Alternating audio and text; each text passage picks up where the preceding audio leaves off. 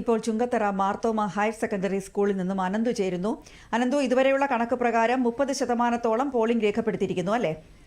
വോട്ടർമാർ എത്രമാത്രം ആവേശത്തിലാണ്? പ്രത്യേകിച്ചും സ്ത്രീ വോട്ടർമാരുടെ പങ്കാളിത്തം എത്രത്തോളമുണ്ട്?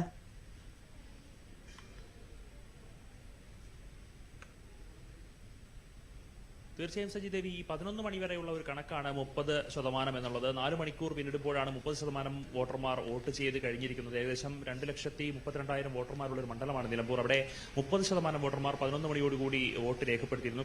കഴിഞ്ഞ വർഷങ്ങളിൽ, കഴിഞ്ഞ 2021-ൽ ഈ വോട്ടിംഗ് ശതമാനം എന്ന് പറയുന്ന 76% ആ ഒരു വോട്ടിംഗ് ശതമാനത്തിലേക്ക് എത്തുമെന്നുള്ളൊരു പ്രതീക്ഷയാണ്.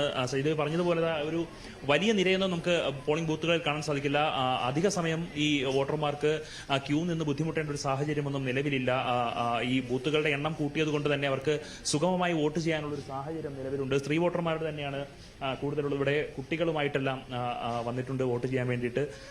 വളരെയധികം പേരുണ്ട്. ഈ മഴയ്ക്ക് മുമ്പ് എത്തിയതാണോ വോട്ട് ചെയ്യാൻ വേണ്ടി? അതെ, അതായത് ഇപ്പോൾ കുറച്ച് ഒഴിവുണ്ട്. അപ്പോൾ ഒഴിവനുസരിച്ച് പിന്നെ അത് വലിയ തിരക്കൊന്നുമില്ലല്ലോ. കുറഞ്ഞ ഞങ്ങളുടെ അടുത്ത് തന്നെയാണ്. തീർച്ചയായും അത് തന്നെയാണ്. ഇപ്പോൾ ഈ വലിയ തിരക്കുകൾ ബൂത്തുകളിൽ ഉണ്ടാകുന്നില്ല. കാരണം 59 ബൂത്തുകൾ അധികമായി ഇത്തവണ ക്രമീകരിച്ചിട്ടുണ്ട്. 263 ബൂത്തുകളാണ് ആകെ ഉള്ളത്. അതുകൊണ്ട് തന്നെ വലിയ തിരക്ക് അനുഭവപ്പെടുന്നില്ല.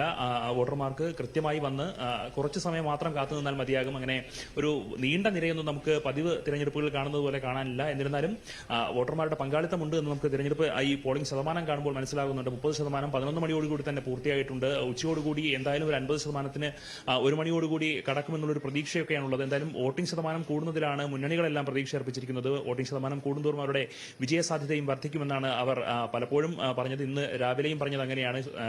LDF സ്ഥാനാർത്ഥിയുള്ള അഡ്വക്കേറ്റ് M. സ്വരാജ് പറഞ്ഞത് 100% പോളിംഗ് ഉണ്ടാകട്ടെ, അപ്പോഴല്ലേ ജനാധിപത്യത്തിന്റെ ഒരു സൗന്ദര്യം നമുക്ക് ബോധ്യമാവുകയുള്ളൂ എന്നൊക്കെയുള്ള പ്രതികരണങ്ങളുണ്ടായിരുന്നു. അങ്ങനെ പോളിംഗ് ശതമാനം എന്തായാലും വർദ്ധിക്കുന്നുണ്ട്. മഴ ഇപ്പോൾ മാറി നിൽക്കുന്നുണ്ട്. രാവിലെ ചെറിയ രീതിയിൽ മഴയുടെ ആശങ്ക ഉണ്ടായിരുന്നുവെങ്കിലും ഇപ്പോൾ മഴ മാറി നിൽക്കുന്നുണ്ട്. അതുകൊണ്ട് തന്നെ കൂടുതൽ വോട്ടർമാർ ഈ ബൂത്തുകളിലേക്ക് എത്തുന്നുണ്ട്. ഉച്ചയ്ക്ക് ശേഷം മഴ പെയ്യുമെന്നുള്ളൊരു ആശങ്ക നിലനിൽക്കുന്നത് കൊണ്ട് തന്നെ നേരത്തെ ഉച്ചയ്ക്ക് മുൻപ് തന്നെ എത്തി വോട്ട് രേഖപ്പെടുത്താനുള്ള ഒരു ഒരുക്കത്തിലാണ് വോട്ടർമാർ നമുക്ക് മനസ്സിലാക്കാൻ സാധിക്കും. സജീവ് പറഞ്ഞതുപോലെ സ്ത്രീ വോട്ടർമാരുടെ ഒരു വലിയ പങ്കാളിത്തം നമുക്ക് എല്ലാ ബൂത്തുകളിലും കാണാൻ സാധിക്കും. അവരുടെ ഒരു നിരയിൽ നമുക്ക് കാണാൻ സാധിക്കും. ഇപ്പോൾ ഇവിടെ കുറച്ച് വോട്ടർമാർ കൂടി ഇവിടെ വന്നിട്ടുണ്ട്. നമുക്ക് അവരുടെ പ്രതികരണങ്ങളിലേക്ക് കടക്കുകയാണെങ്കിൽ, ചേച്ചി മഴയ്ക്ക് മുമ്പ് വോട്ട് ചെയ്യാന്ന് വിചാരിച്ചു വന്നാണ്?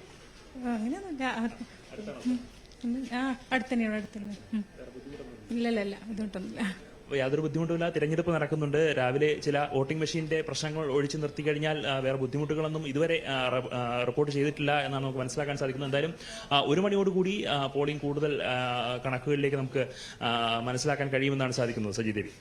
ശരി അനന്തു, നിലമ്പൂരിൽ വോട്ടെടുപ്പ് സുഗമമായി പുരോഗമിക്കുകയാണ്. ചുങ്കത്തറ മാർത്തോമ ഹയർ സെക്കൻഡറി സ്കൂളിൽ നിന്നും വിവരങ്ങൾ നൽകിയത് അനന്തു.